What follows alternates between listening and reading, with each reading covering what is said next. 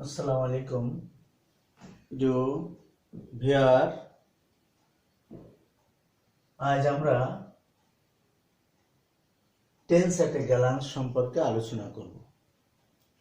প্রথমে আমরা past tense নিয়ে আলোচনা করি। বাংলা ক্রিয়া শেষে ল, লেন, লে, ত, তেন, তাম সংক্ষেপে বলা যায় লতা।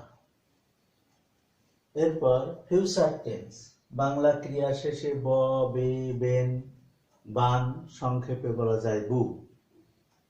প্রেজেন্ট টেন্স বাংলা ক্রিয়া শেষে ল, ত, ব না থাকলে ওহা প্রেজেন্ট টেন্স, অর্থাৎ সংক্ষেপে বলা যায় লতাবু বাড়ি নেই। লতাবু বাড়ি না থাকলে সেটা প্রেজেন্ট টেন্স।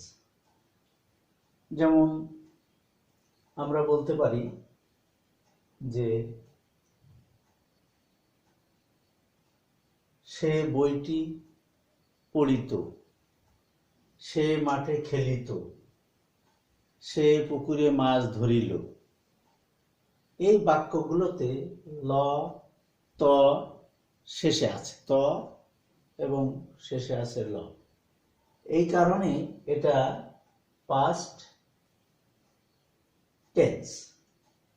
এখন পাস্ট টেন্সের কোন ফর্ম সেটা আমরা পরে আলোচনা করব। শুধু আমরা চিনলাম যে এটা past tense. Next future tense, যেমন বাংলা ক্রিয়া শেষে ব, বে, বেন, বান সংক্ষেপে আমরা বু বলছি। তো এটা বলার উদ্দেশ্য যে ব থাকলে আমরা বু বলবো, সংক্ষেপে আমরা চিনব যেটা এটা ফিউচার টেন্স। এখন ফিউচার কোন টেন্স এটা আমরা পরে বিস্তারিত আলোচনা করব। নেক্সট প্রেজেন্ট টেন্স, এখানে বাংলা ক্রিয়ার শেষে ল, ত, ব থাকবে না, তখন বুঝবো ওটা প্রেজেন্ট টেন্স। যেমন আমরা উদাহরণ দিতে পারি, পাখিটি স্বাধীনভাবে আকাশে ওড়ে। এখানে ক্রিয়া হচ্ছে ওড়ে। তো এই ক্রিয়ার ভিতরে, ওড়ের ভিতরে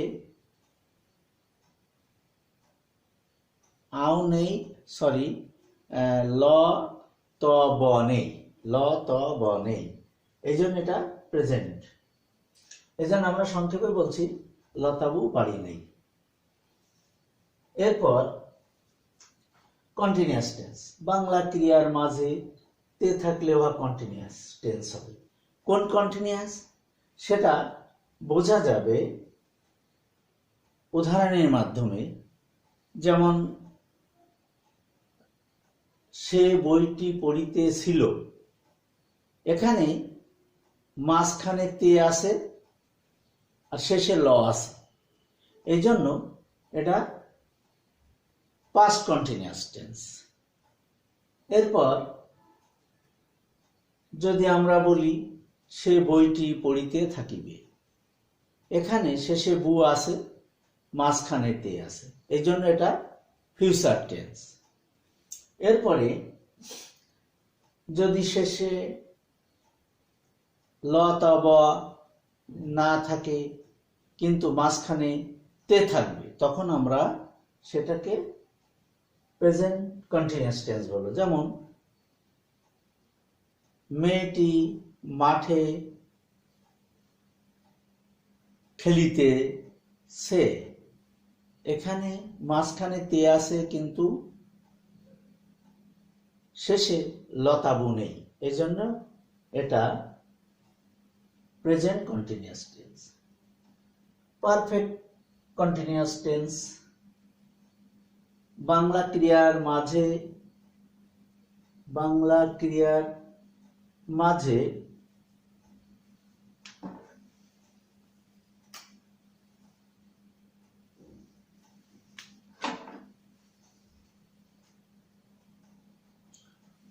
বাংলা ক্রিয়ার মাঝে তে থাকবে, তখন উহা পারফেক্ট কন্টিনিউয়াস টেন্স।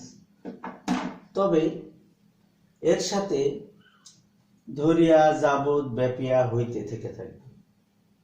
এখানে ধরিয়া যাবৎ ব্যাপিয়া হইতে থেকে থাকবে। তাহলে বুঝবো ওটা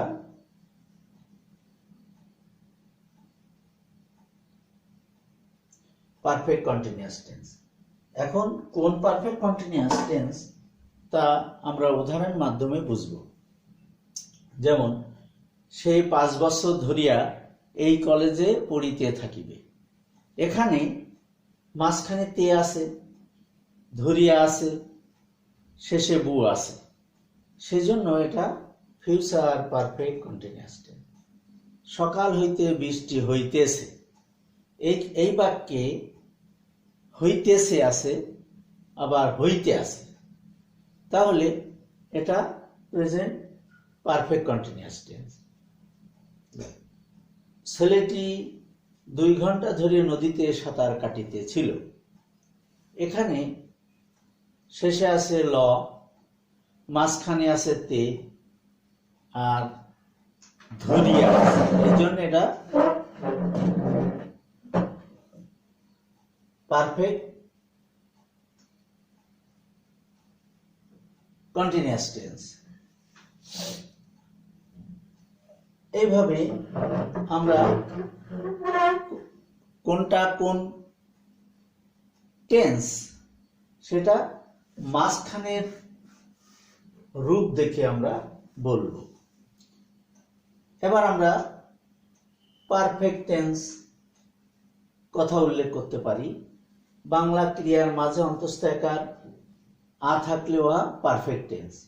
এখন কোন পারফেক্ট টেন্স সেটা মাঝখানে আ দেখব এবং শেষে কোন চিহ্ন আছে সেটা দেখে বুঝবো এটা কোন পারফেক্ট টেন্স। এজন্য আমরা সংক্ষেপে বলতে পারি, কোন টেন্স যদি আমাদেরকে জিজ্ঞেস করা হয় সেটা আমরা বলবো লতাবু বলে দেবে। লতাবু বলে দেবে, কারণ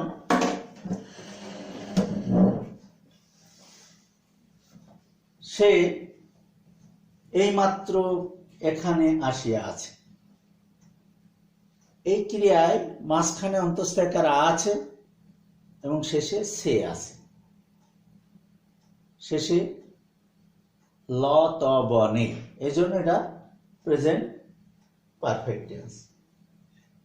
এই জন্য আমরা বলতে পারি লতাবু বলে দেব। যে কোনো টেন্স চিনতে গেলে যদি কাউকে প্রশ্ন করা হয় যেটা কোন টেন্স, তখন সেই শিক্ষার্থী যদি বলে লতাবু বলে দেবে, তাহলে সেটা সহজে বোঝা যাবে। কারণ কেউ যদি কোনো সেন্টেন্স না বলে অথচ এই নিয়মগুলো তার জানা আছে, তখন যদি কেউ বলে যে কেউ যদি প্রশ্ন করে এটা কোন টেন্স, তখন সেই চিহ্ন দেখে বলে দেবে যে এটা অমুক টেন্স।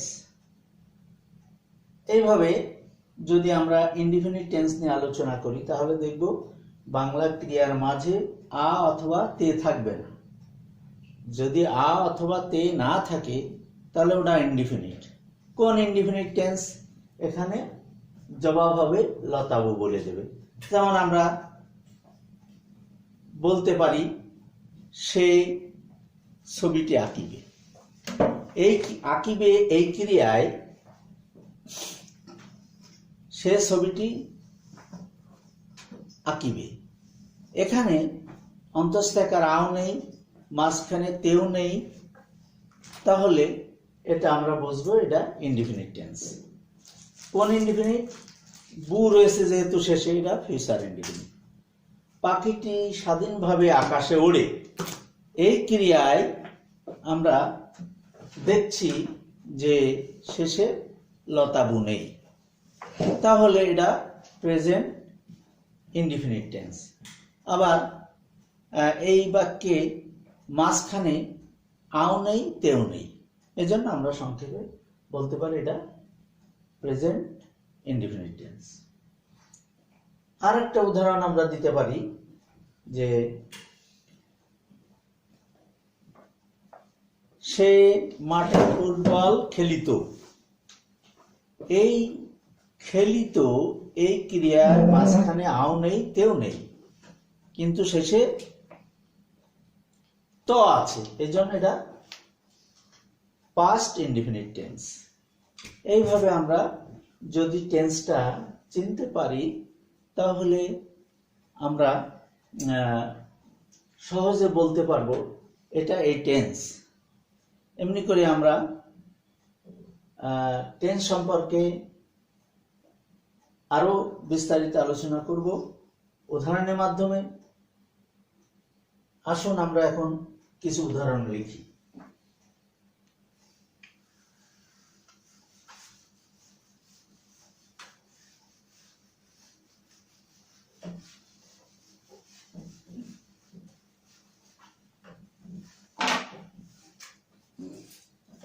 আমরা যেহেতু পাস্ট টেন্স দিয়ে শুরু করেছি, সাধারণত টেন্স বইয়ে আমরা যেভাবে পাই প্রেজেন্ট লেখে, প্রেজেন্ট টেন্স লেখে, তারপরে পাস্ট টেন্স লেখে, তারপরে ফিউচার টেন্স লেখে, কিন্তু আমার ক্লাসটা একটু ব্যতিক্রম, যেহেতু আমি প্রথমে পাস্ট টেন্সের কথা বলেছি। যেমন আমরা বলতে পারি সে বইটি পড়ি। তো এখানে শেষে ত আর মাঝখানে আও নেই, তেও নেই, কাজেই এটা ইনডিফিনিট টেন্স। কোন ইনডিফিনিট? Past indefinite. কারণ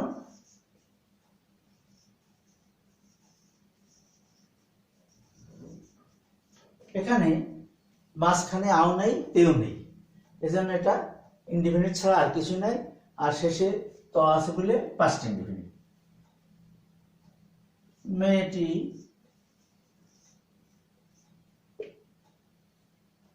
মাঠে দৌড়াদৌড়ি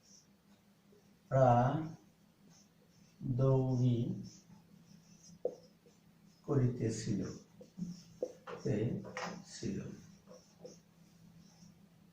এখানে করিতে ছিল, মাঝখানে তে আসে, শেষে ল আছে। ল আছে বলে পাস্ট, আর মাঝখানে তে আছে বলে কন্টিনিউয়াস, তাহলে পাস্ট কন্টিনিউয়াস।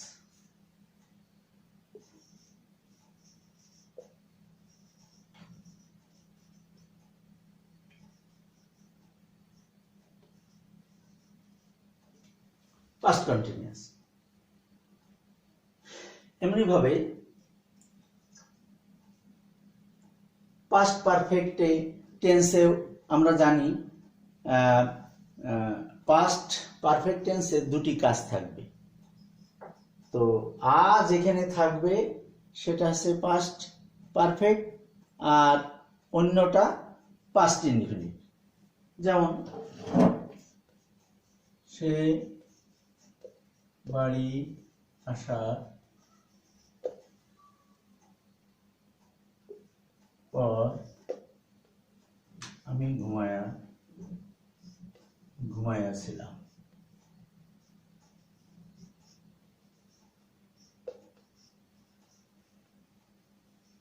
সে বাড়ি আসার পূর্বে, সে বাড়ি আসিবার পূর্বে আমি ঘুমাইয়াছিলাম। তাহলে এখানে আমি ঘুমাইয়াছিলাম এটা পাস্ট পারফেক্ট টেন্স, আর এটা পাস্ট ইনডিফিনিট। এমনি করে যদি পাস্ট পারফেক্ট কন্টিনিউয়াস টেন্সের কথা উল্লেখ, পাস্ট পারফেক্ট কন্টিনিউয়াসের কথা উল্লেখ করা যায়, তাহলে ওই ল তা থাকবে। আর আমরা জানি পারফেক্ট কন্টিনিউয়াসে সময় থাকবে, দীর্ঘ সময় থাকবে। যেমন সে 5 দিন ধরিয়া এই কাজটি করিতেছিল। সে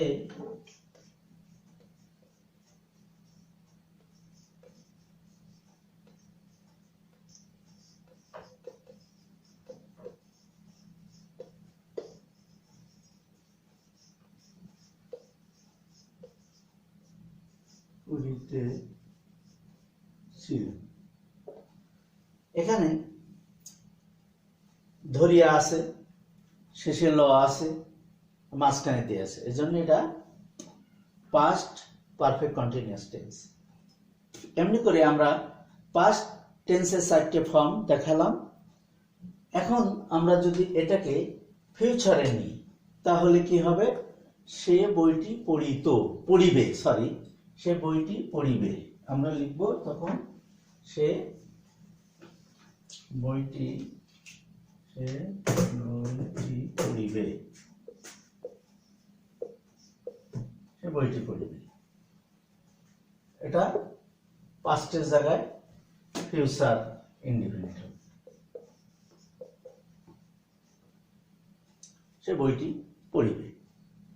এবার যদি লেখা হয় সে বইটি পড়ে, তাহলে ফিউচারের জায়গায় প্রেজেন্ট ইনডিফিনিট হবে, প্রেজেন্ট ইনডিফিনিট টেন্স হবে। এমনি করে মেয়েটি মাঠে দৌড়াদৌড়ি করিতেছিল, এটা past perfect continuous, past continuous. একে আমরা যদি ফিউচারে নিয়ে যাই তাহলে সে মাঠে দৌড়াদৌড়ি করিতে থাকিবে,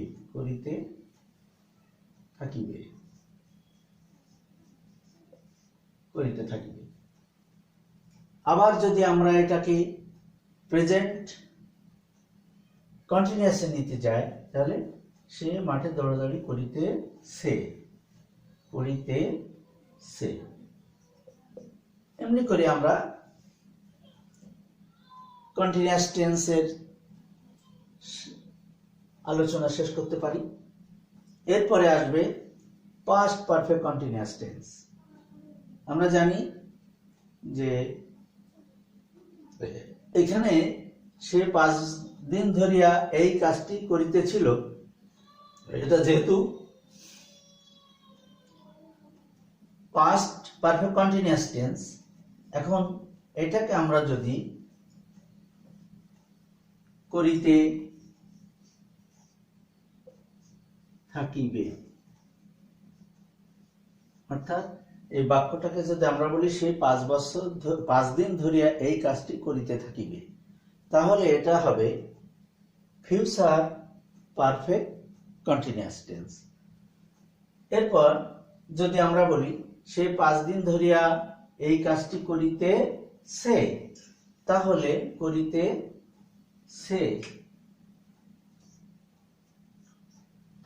এটা হবে প্রেজেন্ট পারফেক্ট কন্টিনিউয়াস টেন্স। এইভাবে আমরা indefinite, continuous, perfect continuous tense চিনলাম এবং আলোচনা শোনার পর আমরা একটু টেন্স সম্পর্কে ধারণা পেলাম। এরপর সে বাড়ি আসার পূর্বে আমি ঘুমায়া ছিলাম, এটা হচ্ছে কি, যেহেতু আমরা জানি পাস্ট পারফেক্টের 2টো কাজ হবে। এখন আমরা যদি পাস্ট ফিউচার পারফেক্টের কথা বলি তাহলে সেখানে আসবে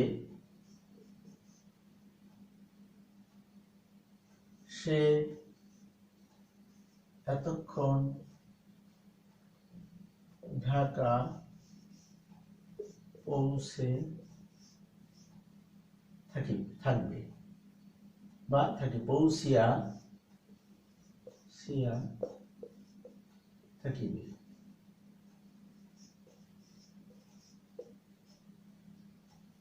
তাহলে সে এতক্ষণ ঢাকা পৌঁছিয়া থাকিবে, এটা ফিউচার পারফেক্ট টেন্স।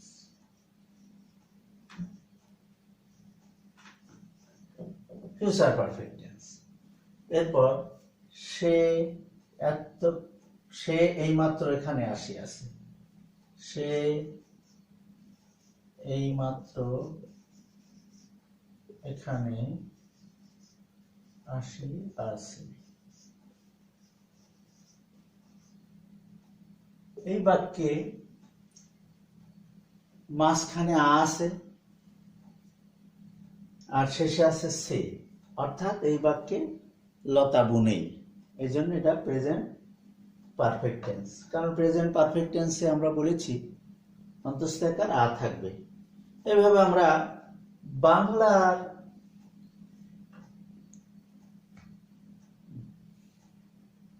দিয়ে বাংলার মাধ্যম উদাহরণ দিয়ে আমরা টেন্সগুলো বুঝালাম।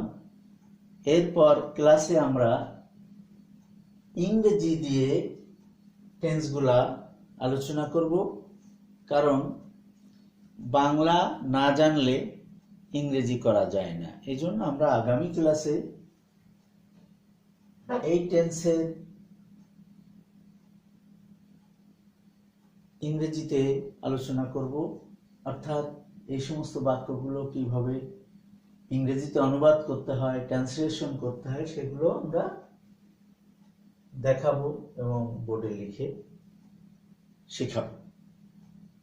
এইভাবে আমরা যদি আলোচনা শুনি বা করি, তাহলে আমরা টেন্স সম্পর্কে একটা ধারণা পাবো ইনশাআল্লাহ।